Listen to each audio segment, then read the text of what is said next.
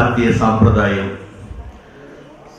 ఈ కార్యక్రమాన్ని ఈ సంవత్సరం చైర్మన్ ఐటీడీసీ ప్రముఖ కూచిపూడి నాట్యాచార్య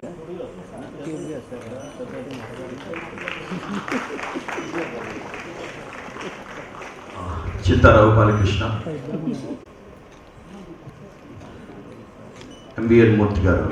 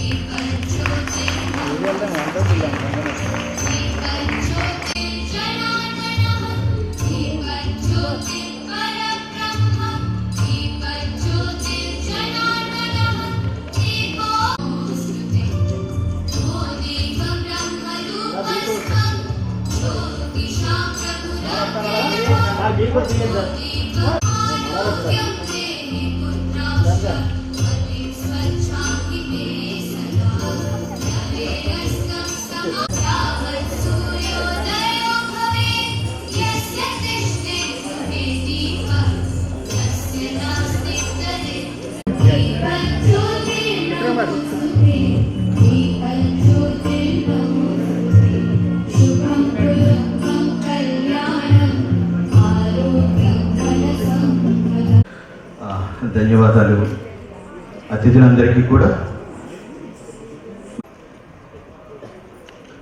సభకు నమస్కారం. టీచర్స్ని అపాయింట్ చేయడంలో కానీ వాటిల్లో కానీ సహకారం అందించినటువంటి మన ముఖ్య అతిథికి హృదయపూర్వక స్వాగతం తెలియజేస్తున్నాను.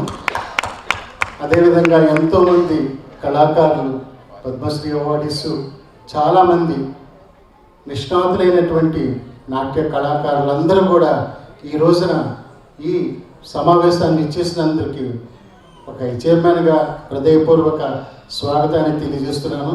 ఈ కార్యక్రమాన్ని నిర్వహించవలసిందిగా మరి మా విక్రమ్ ఎంతో కష్టపడి ఈ కార్యక్రమాన్ని నిర్వహిస్తున్నారు. తనకి ఇంకా భగవంతుడు శక్తినిచ్చి మనందరం కూడా తనకి సహకారాన్ని అందించి ఈ ఉత్సవాలు ఇంకా కంటిన్యూ చాలా సంవత్సరాలు జరగాలని మనస్ఫూర్తిగా ఆకాంక్షిస్తున్నాను. Thank you. ఇచ్చేసిన అతిథులందరికీ కూడా నా స్వాగతం, సుస్వాగతం. ముఖ్యంగా ఈ ఆశీస్సులు అందజేయవలసిందిగా కోరుతున్నాను.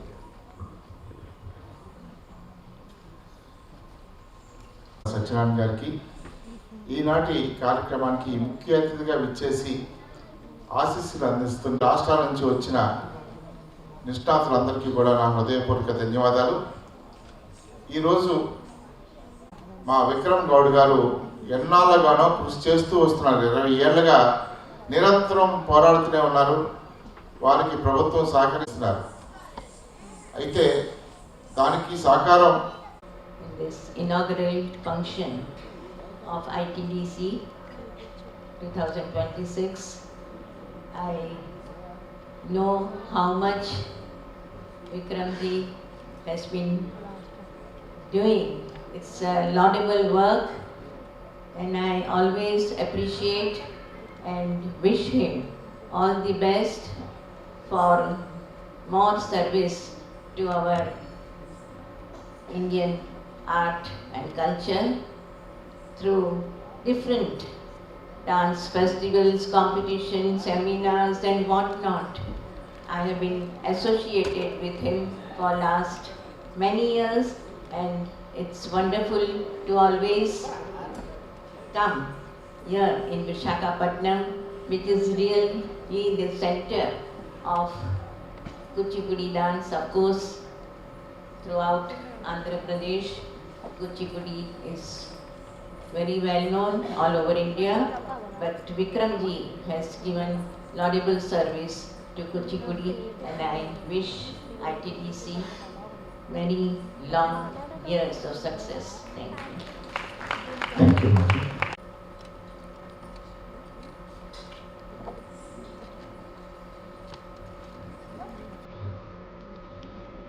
Your claps.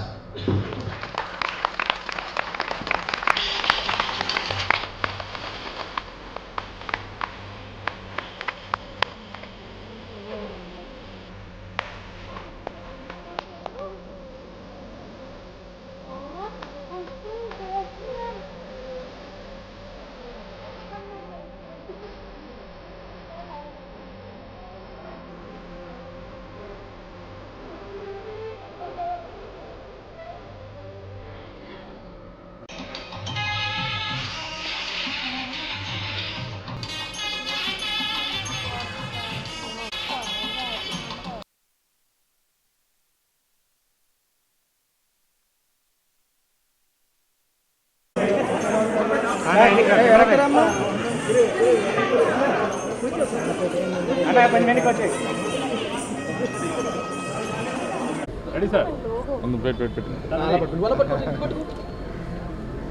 వల్ల ఇది. అందరికీ నమస్కారం. ముందుగా నూతన సంవత్సర శుభాకాంక్షలు.